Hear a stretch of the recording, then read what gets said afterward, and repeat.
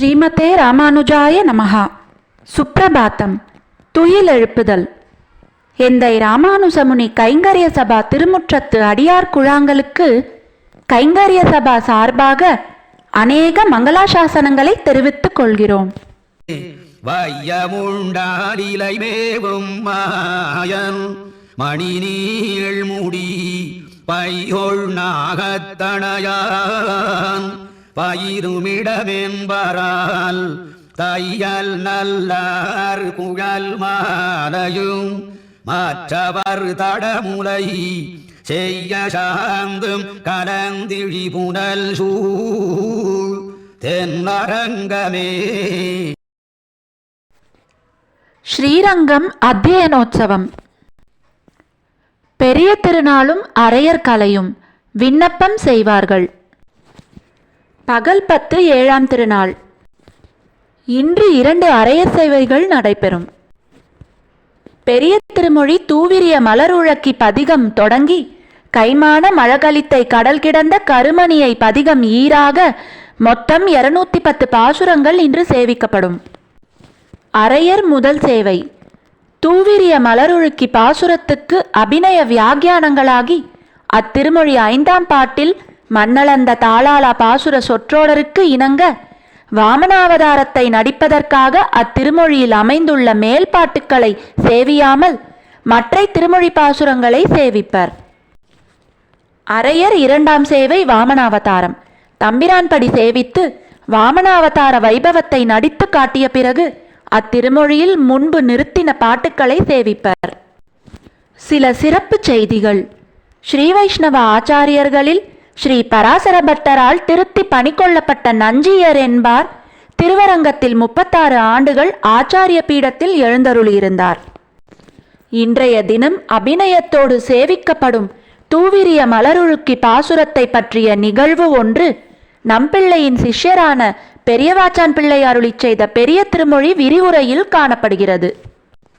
நஞ்சியர் மிகவும் உடல் நலிவுற்று கிடந்தபோது அவரை பார்க்க வந்த அவருடைய சீடரான பெற்றி என்பவர் இப்போது தேவரிற்கு என்ன வேண்டும் என்று கேட்க அதற்கு நஞ்சியர் திருமங்கையாழ்வார் அருளிச் செய்த தூவிரிய மலருழுக்கி என்கிற பதிகத்தை காதார கேட்க வேண்டும் என்றும் மேலும் நம்பெருமாள் எழுந்தருள பின்னும் முன்னும் சேவிக்க வேண்டும் என்றும் தம் விருப்பத்தை தெரிவித்தார்.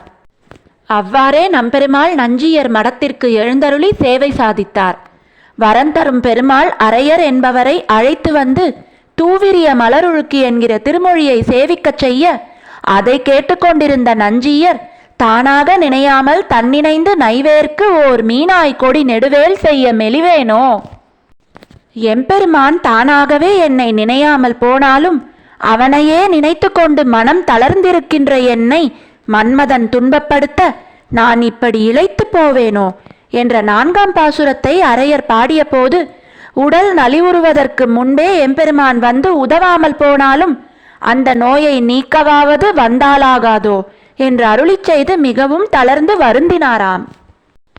மார்கழி முதல் நாள் பெரிய பெருமாள் திருப்பள்ளி எழுச்சி கண்டருளி ஆராதனங்களுக்கு பிறகு அமுது சேவிக்கப்படும். உடையவர் சந்நிதிக்காரர் உபகாரங்களோடு வந்து பெரிய பெருமாளை சேவிப்பார். பெரிய பெருமாள் அமுது செய்த பிரசாதத்தை அர்ச்சகர், ஸ்தானிகர், மணியக்காரர் முதலான பெரிய பெருமாள் பரிகரத்தார் உடையவர் சந்நிதிக்கு மேலத்தாள வைபவத்தோடு கொண்டு போய் உடையவருக்கு அமுது செய்விப்பார்கள். அங்கே கோஷ்டி நடக்கும். ஆண்டாள் மார்கழி விரதம் அனுஷ்டித்த விவரத்தை தெரிவிக்கும் திருப்பாவை திவ்ய பிரபந்தத்தை அழகிய மணவாளனுக்கு தனுர்மாச திருவாராதனத்தில் சேர்த்தவர் உடையவர். ஆகையால் திருப்பள்ளி எழுச்சி என்னும் பெயரால் தனுர்மாசம் முழுவதும் பெரிய பெருமாள் தாம் அமுது செய்யும் பிரசாதத்தை தினந்தோறும் உடையவருக்கு அனுப்புகிறார். முதல் நாள் பிரசாதம் மாத்திரம் அர்ச்சகர் முதலானோரால் உடையவருக்கு அமுது செய்விக்கப்படும். ஸ்ரீமதே ராமானுஜாய நமஹா. ஆழ்வார் எம்பெருமானார் ஜீயர் திருவடிகளே சரணம். ஜீயர் திருவடிகளே சரணம். ஸ்ரீமதே ராமானுஜாய நமஹா. எந்தை ராமானுஜமுனி கைங்கரிய சபாவில் ஆழ்வார்களின் 4000 திவ்ய பிரபந்தம் மற்றும் ஆச்சாரியர்களின் ஸ்தோத்திரங்கள் சந்தை முறையிலும் மேலும் பஜன் மற்றும் யோகா வகுப்புகளும் இணைய வழியில் இலவசமாக கற்றுத்தரப்படுகிறது. மேலும் விவரங்களுக்கு 9508433698 என்கிற கைபேசி எண்ணிற்கு தொடர்பு கொள்ளவும். ஸ்ரீமதே ராமானுஜாய நமஹ. வண்டார் பூமாமலர் மங்கை மணநோக்கமுண்டானே